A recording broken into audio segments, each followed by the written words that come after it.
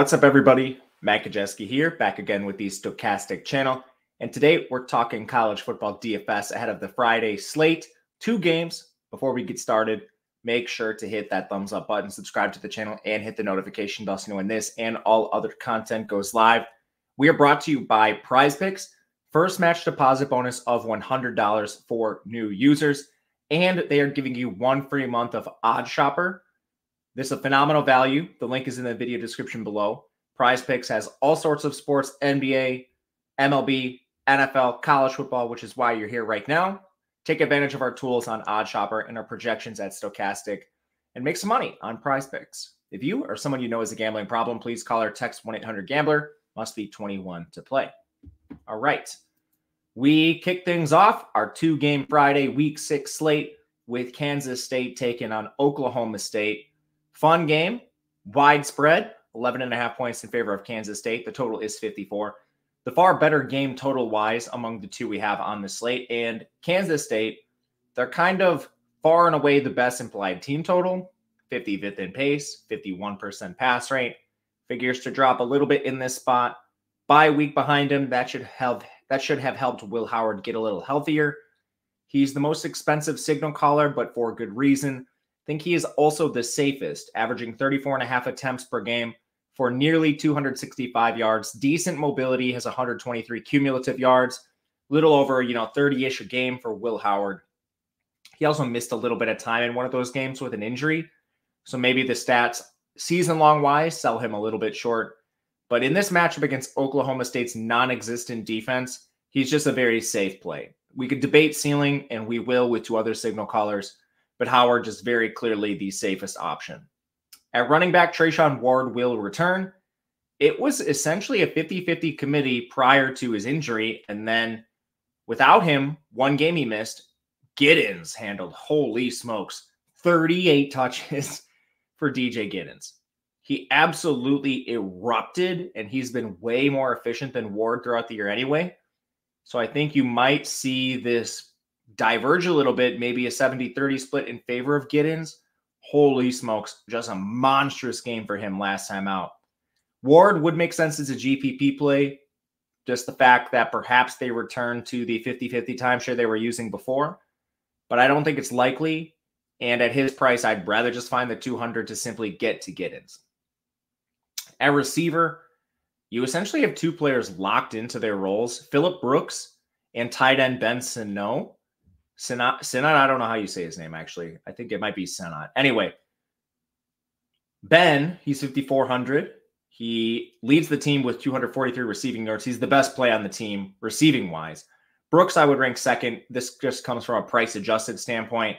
Not sure why you're paying over 1,000 more for Brooks, over 2,000 more for Brooks on FanDuel, when you're not getting a vast gap in targets, and you're not getting a good receiving gap in terms of yardage. So Sano would be the guy I go to. RJ Garcia is expected to return here.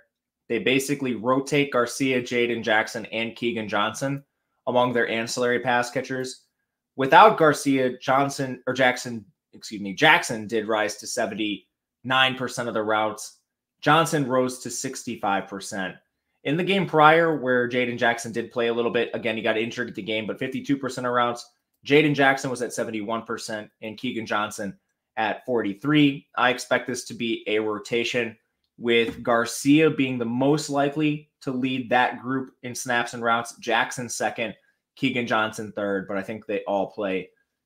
Seth Porter would be the very, very deep wide receiver 5 to mention. They don't use a second tight end very often. When they do, it's Will Swanson.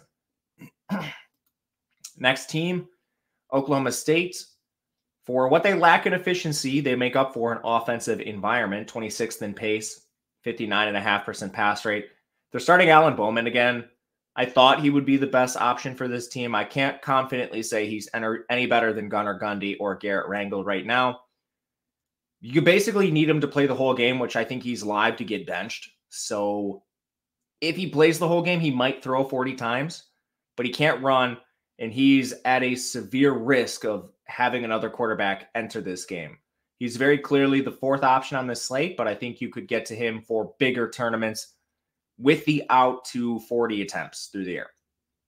The backfield, They reduced their rotation, giving Ollie Gordon feature back work. Last week, he had 18 carries and 5 targets. Really efficient too, over 100 yards on the ground.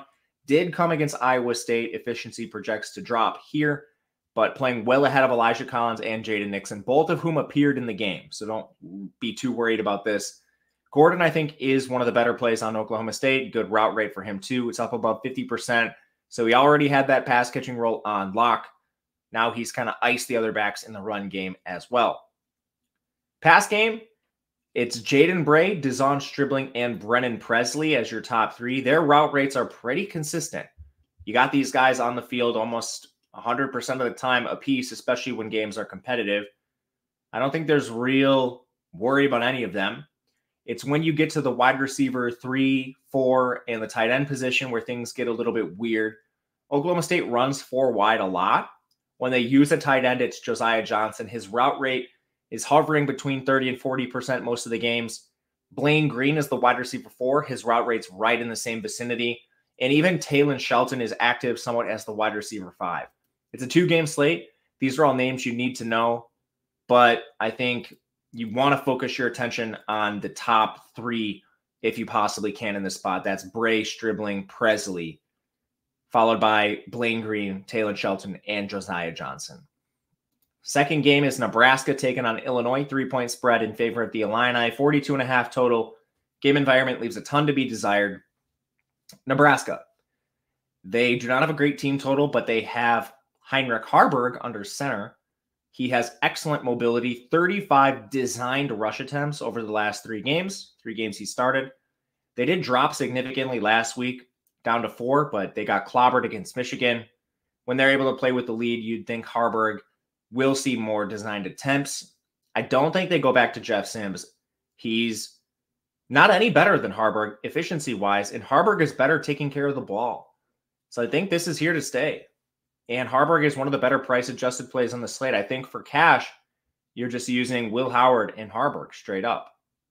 Running back, Anthony Grant, he still should be a feature back.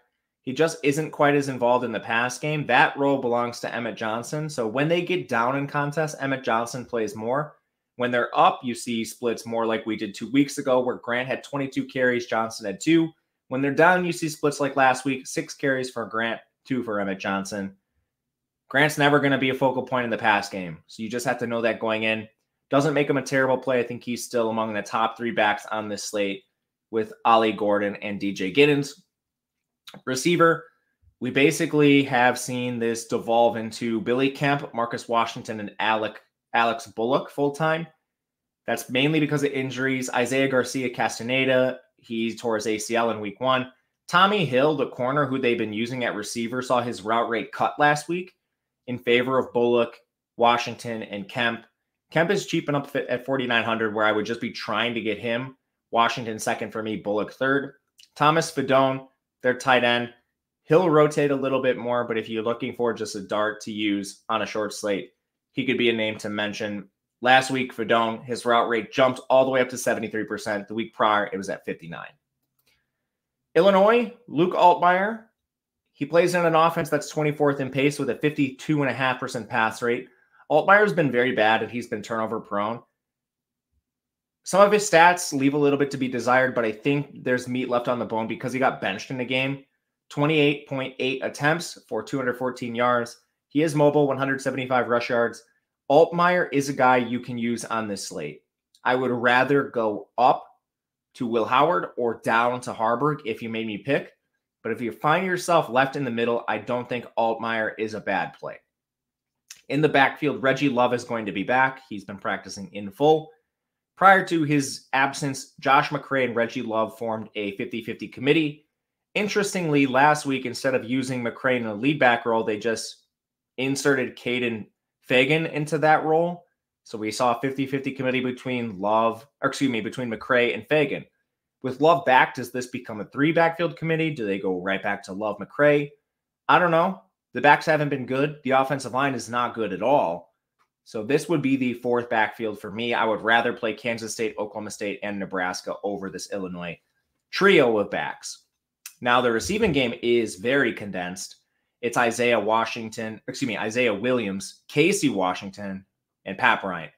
Here I am mixing up names, but Isaiah Washington has a 30% target share, 9.4 targets per game, 89 yards.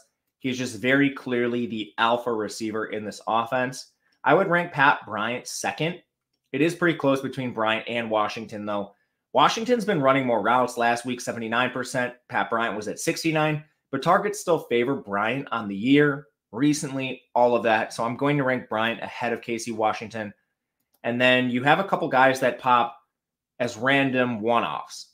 Tight end Griffin Moore, Tip Raymond. They've been splitting routes almost evenly.